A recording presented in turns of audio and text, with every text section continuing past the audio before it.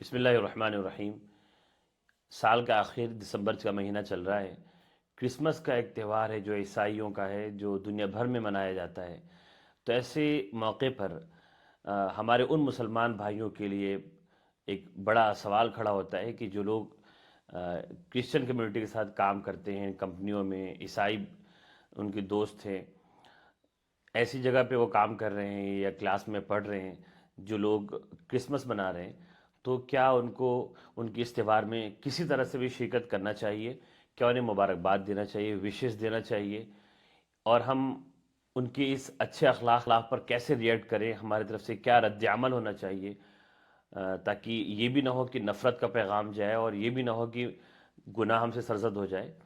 تو اس سلسلے میں یہ بات واضح رہنی چاہیے کہ بہت سارے جو دوسرے مذاہب ہیں، دوسرے مذہب کو ماننے والے لوگ ہیں، ان کے ذہن میں وحدت ادیان کا تصور ہے، یعنی وہ لوگ سمجھتے ہیں کہ ساری دنیا کے لوگ اصل میں ایک ہی مذہب کے ماننے والے ہیں۔ ان کے مذہب میں یہ تعلیم نہیں ہے کہ دوسرے مذہب کے لوگوں کو اپنے مذہبی چیزوں میں شریک نہ کیا جائے۔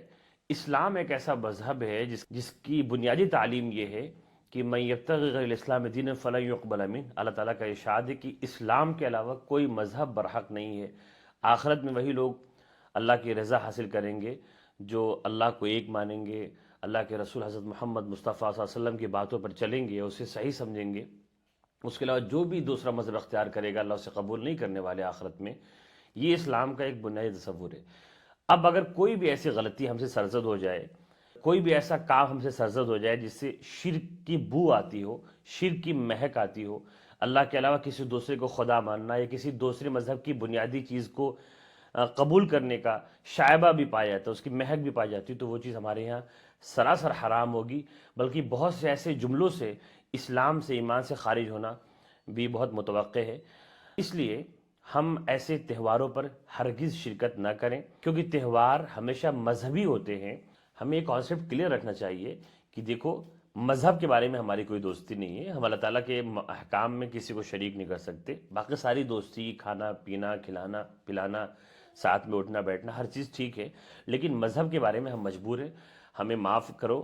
اس معاملے میں ہم کوئی کمپرومائز نہیں کر سکتے۔ یہ کانسیپٹ آپ کلیئر کریں اور خوش مزاجی کے ساتھ مسکرا کر کے محبت سے آپ یہ بات کہہ دیں کہ ہم مجبور ہیں اللہ تعالیٰ کے اپنے رب کے احکام کے سامنے، تم بھی اپنے رب کی باتیں، اپنے خدا کی باتیں مانو، ہمیں اس پہ کوئی اعتراض نہیں ہے۔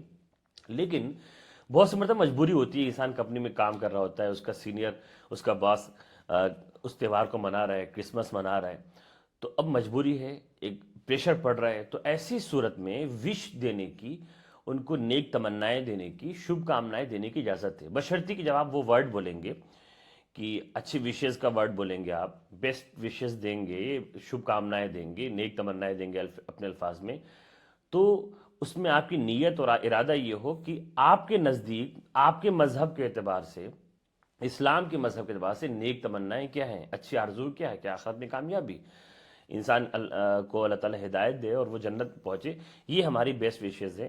یہ سوچ کر آپ ان کے لیے یہ لفظ بول سکتے ہیں، کسی بھی زبان میں اس کو آپ بول سکتے ہیں کہ ہم آپ کے لیے نیک تمناؤں کی آرزو کرتے ہیں، ہم آپ کے لیے بہتر مستقبل کی، ایک بیوٹیفل فیوچر کی تمنا کرتے ہیں، شبھ کامنا کرتے ہیں، اچھی کامنا کرتے ہیں آپ کے بارے میں۔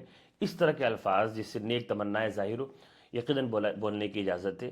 لیکن جب بات صاف طور پہ شرکت کی آئے گی یا ان کی کسی بھی ایسے عمل کو قبول کرنے کی بات آئے گی، تو پھر وہاں پہ صاف صاف انکار کرنا ضروری ہوگا، خواہ ہماری نوکری ہی چلی جائے۔ اللہ تعالیٰ کو ناراض کر کے کسی مخلوق کو خوش نہیں کیا جا سکتا۔ السلام علیکم ورحمۃ اللہ وبرکاتہ۔